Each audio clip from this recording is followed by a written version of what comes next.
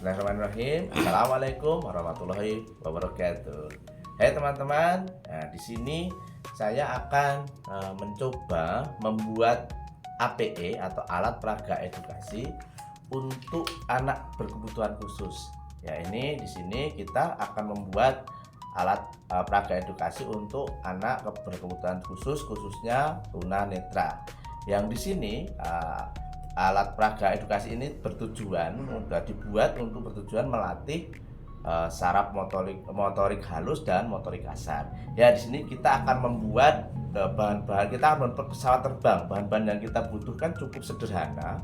Ya, ini adalah bahan yang dari kertas yang bekas tulisan braille anak-anak tunanetra, anak-anak usia dini yang masih mengikuti di kelas PAUD tunanetra. Ya, ini kita akan menggunakan kertas. Ya, mungkin di sini ada braille-nya, mungkin di kamera kelihatan. Ini ada tulisan braille-nya.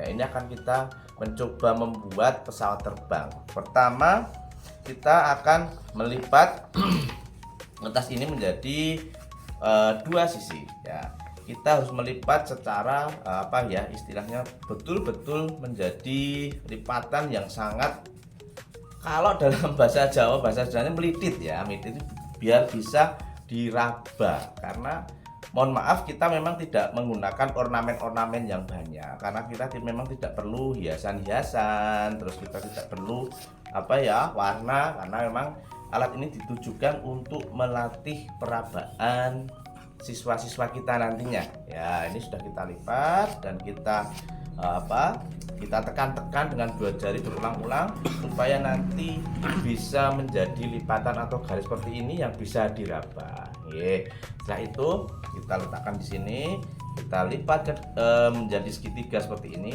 Dan ini kalau untuk anak-anak tunanetra, kita harus memberi pengertian. Misalkan dalam satu kelas ada 2 siswa atau 3 siswa, tidak bisa kita memberikan materi secara klasikal. Kita harus mendekati anak satu persatu atau individual. Kita lipat segitiga seperti ini. Sama konsepnya, harus kita lipat sampai betul-betul lipatannya ini bisa teraba dengan baik. Ya, kita tekan-tekan terus ya.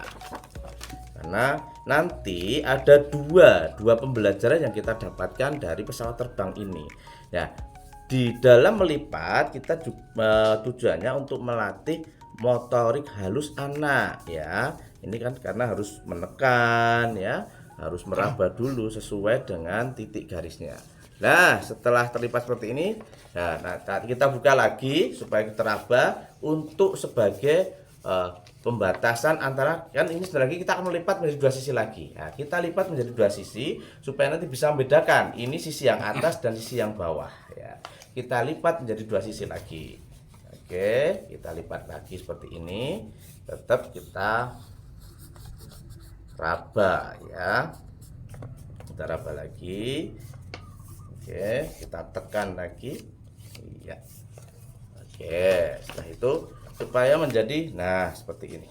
Lalu kita pertemukan dua sisi ini ya, kita lipat. Oke, sip ya, menjadi garis-garis ya. Ini rupanya harus pas ya. Oke, terus setelah itu ya kita lipat segitiga ini ke tengah ya. Tuh, anak-anak juga bukan tangan kita yang bergerak, tapi kita usahakan tangan anaknya itu sendiri yang melipat ya. Ya, ini biar bisa menjadi pembatas ya. Kenapa harus banyak lipatan, Kak? Kenapa harus banyak lipatan? Supaya anak-anak bisa dijadikan suatu patokan atau batas di mana kita untuk memberhentikan melipatnya. Kalau tidak kita berikan garis, maka anak itu nanti akan bingung dilipat seberapa. Nah, gitu ya. Ini kita lipat segini. Oke, tetap konsepnya masih sama, kita tekan terus menerus. Lalu kita lipat lagi.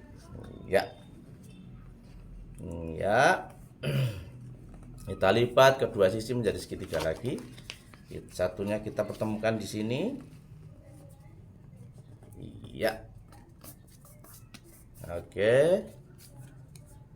Setelah itu, untuk mempertegas lipatannya kita lipat lagi. Iya lah, ini nanti supaya nanti ini tidak lepas ketika diterbangkan, kita sobek ya. Anak-anak juga diminta untuk menyobeknya secara pelan-pelan. Iya, kita sobek kedua segitiganya. Oke. Nah, lalu kita lipat di sini. Iya. Lalu ya kita bikin sayapnya. Ya, sudah seperti ini. Lalu kita akan bikin sayapnya. Iya. Terus kita lipat kedua sisinya kembali. Sisi yang kedua. Oke. Dan ini sudah jadi. Pesawat sudah jadi. Nah, setelah ini kita beri pembelajaran pada anak-anak untuk melempar. Melempar yaitu untuk melatih, tujuan melempar apa? Untuk melatih motorik kasar anak dan membentuk imajinasi anak atau kognitif anak untuk bahwa terbang itu seperti ini. Jadi sambil kita jelaskan bagaimana konsep terbang kepada anak-anak kita disabilitas netra khususnya. Nah, demikian APE dari saya. Kiranya menjadi manfaat buat kita semua. Ya, terima kasih. Assalamualaikum warahmatullahi wabarakatuh.